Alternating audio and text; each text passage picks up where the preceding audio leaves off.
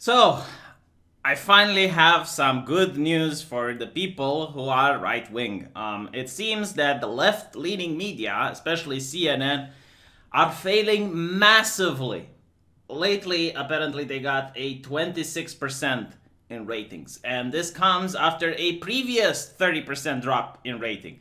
People are tuning out from publications, from authoritative publications like CNN, and surprise, surprise, Fox News is now the most watched cable news in the United States. And this is very interesting, right? Because a couple of decades ago, 10 to 20 years, Fox News was the most watched. And they started moralizing, they started pushing evangelical Christianity. I remember it was this anchor back then who was debating an atheist. And he told the atheist, it's like, look, tides go in, tides go out. You can't explain that. Every time there was a mass shooting or a tragedy, they would blame video games. It's like, oh, look, the shooter, he played video games. You know? And it was like, I genuinely think it was this moralizing and this. I would also say fake news because they constantly talked about the terror threat and they had like a terror meter and it's like, oh, it's going up, it's going up, it's going up. Oh, terror imminent, imminent terror. Ebola is coming. Oh wow, like there's an epidemic in Africa and it's coming to the United States. Ebola. And it was like this fear mongering and this constant way of doing news that put people off. Meanwhile, the other side was in opposition. And you had like CNN, which was actually at the time making interesting videos. You had Comedy Central at the other. So people moved towards that. And as the left started becoming the status quo, as the left started becoming mainstream, then the left became moralizing. And they started lecturing people. And I understand like CNN being utter twats when they blackmailed a private individual not to make memes anymore. You guys remember that? Go on Twitter and look for hashtag CNN blackmail. They found like a random person. And they said that if they make memes at CNN's expense, they are going to release their public information. They're going to dox him, basically. You have like all of this anti-Trump narrative, this conspiracy theory, which is like disproven, and it was shown to be disproven, and they're now doubling down on it, and they're tripling down on it, and yeah, people are getting pissed off. So what's interesting is that if you look at Fox News, the top weightlifters, the top heavy hitters, is actually Tucker Carlson, which apparently managed to get more ratings than the Super Bowl at one point, and it's getting even more ratings than the Rachel Maddow show. And you also have Hannity, which also has a big audience. And this really explains why the left is livid at Tucker. They despise him. They hate him with a fiery passion. And they're making this campaign on Twitter by what are they? The Sleeping Giants, which are targeting Carlson's advertisers to get them to pull out. But I wonder for how long is this shit going to work, because these advertisers will notice that the authoritative sources, like people like CNN, they don't get views. They don't get eyeballs as much as advertising on Tucker. And a lot of people consider advertising to be this charity. It's not charity. There is a reason why people advertise. It's so that a lot of people get to see and get to know your product. The idea is that you see a McDonald's hamburger and it makes you want to go out and buy one. You see a Coca-Cola while it's a warm sunny day outside, and you see this like ice cold cola, and it makes you want to go buy it. So yeah, if you want to pay money for advertisement, obviously a place where a lot of people get to see it is where you want to go. And this is why I guess Fox News maintains Tucker, even though they had so many advertisers pulling out.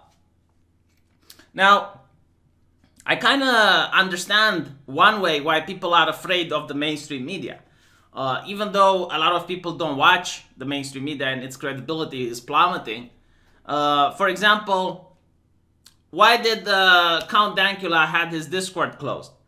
Well, it's not the article in the BBC. If you noticed, his Discord got closed way before the article came out. The way the journalists do this, and I think Tim Pool explained it quite well, is that they call Discord, right? And they say, hey, I'm from BBC, I'm reporter, blah, blah, blah, blah, and I'm doing an investigation into white nationalism. Please tell me, why do you support white nationalists? And the corporations are like, what? We don't support white nationalists. No, you do. Look, you have this guy. Why do you have this guy? It means you consent. It means implicitly you're okay with this. So, that they make the Discord then goes like, holy shit, yeah, we're going to kick this guy off. And I think that's why a lot of companies, a lot of corporations still are afraid of the activists, of the far left activists, and why they pull from Tucker Carlson, because it's just bad business to pull from him. And right now, when companies are pulling from him and they're virtue signaling on Twitter, they get a massive backlash. Huge, massive backlash from the public. And it's like, oh, you pulled out from Tucker Carlson. Well, I'm never purchasing your products again. I generally think Tucker is so popular because in a way he's like a YouTuber. The format of the show, I mean, right? It's not that he's YouTuber, but the format of his show is very similar to what a lot of YouTubers do. It's not any sort of like difficult investigative journalism. No, what he does is he finds something that the left is doing which is just ridiculous for normal people to watch. It's maddening, like for example, students advocating against free speech, or there was another case where they were making an article talking about what clothes dogs can wear for Halloween, that type of thing. And he brings it to the public. And one reason that the left was so successful is because it was subversive, that a lot of things happened behind the scene that people didn't know about. Like, people didn't know what happens in universities. I'm reading some lectures from 2001. Absolutely madness. No one would send their kids to university if they know that's what they're being taught. And you have Tucker Carlson that brings it to the audience. Like, look how crazy they are. Look what they're doing. It's basically what Right Wing Watch used to be. Like, Right Wing Watch was this publication which started showing crazy things that Christians were doing. And it was humorous. It was satirical. And nowadays, just a hit piece. It's just basically training the left and the activists and the journalists to go after certain targets and to attack certain things.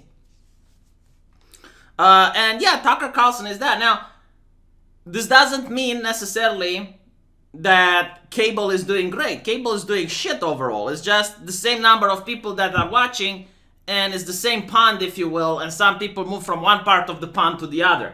But overall, it's still social media like YouTube and alternative media that is just dominating cable news and is dominating these spheres, which is why you have like a lot of articles talking about fake news and how YouTube needs to curb them, and this whole deal that YouTube had with cable companies and changing the algorithm, which apparently costed the Alphabet network $70 billion. I made a video on that. But yeah, lately we notice that the left is losing badly in some regards. So we got like Planned Parenthood losing millions of dollars from the government. We got Gillette losing millions of dollars after their advertisement. We got this whole thing with YouTube that happened after caving in to pressure from the media, which hopefully is going to be a lesson for them in order to change things if they want to make money. And now I'm seeing that the ratings on CNN are dropping, which in a way is making the left be incredibly desperate. And now they have made pressure on MasterCard to have like a human rights committee, which is going to defund people based on ideology. And obviously they say they're going to deplatform the far right, but do you really trust anyone to discern what is far right and what isn't? So yeah, now the left, since they can't win democratically, since they can't get people to support their ideas, they're going to try to force it by defunding politicians, by taking away politicians' money and income, by taking away businesses' income, in order to make sure that if they can't get people to vote properly, they at least will get people to shut the fuck up. So that the only ideas that circulate are leftist ideas, far left ideas. It's going to backfire on them, by the way. This is going to hurt them badly, because I understand PayPal already defunded a couple of Antifa organizations, and they're screaming and reeing like how dare you? Well, you're a hateful organization, you know? You wanted this. And it's going to backfire against the left even more. There was, I believe I spoke on my live stream channel. Do subscribe to it. Come on, subscribe to my live stream channel. I did talk about how some black activists, black supremacists, were going because they're getting zooped by Facebook, by hate speech laws. It's like, oh wow, welcome to the club. You know, like come join me in my battle for free speech. I want black supremacists to say what they think. I want them. I don't care what they say.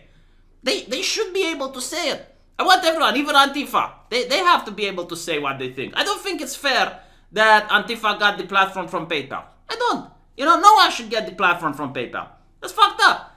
But yeah, so all in all, I do think that we notice a major push against the left. And you notice that businesses are now finally starting to lose a lot of money. The gaming industry in the West, the comic book industry, all these places that have been infested with social justice and, you know, they have like diversity committees and all that shit. It's not about the fact that they're hiring people of different races. No one gives a shit about that. It's that the diversity officers, apparently according to a study, they don't increase diversity. Like, believe it or not, there was this Catholic university. I'll probably talk about it on my live stream as well. They wanted to hire a diversity officer. So before doing that, they made the study to see if diversity officers actually increase diversity and actually helps. Apparently it doesn't. What diversity officers do is to make sure that everyone thinks the correct way. So that when you have someone like James Damore, they automatically get fired. There was this diversity officer, I think from Apple, a black lady, and she said that if you have 10 white people in a room, that is diverse because all those people think differently. They're individuals. And immediately, like, there was a massive uproar and she got fired. So yeah, it's not about diversity at the end of the day. It's about pushing far left ideology and making sure that corporations adhere to the correct narrative. But anyway, I ranted for too long. So I'll end this video here. Just wanted to see how you guys react to this. Let me know what you think. And you know what I want to say, huh? Chat, what do I want to say? Wrong. Subscribe to my live stream channel.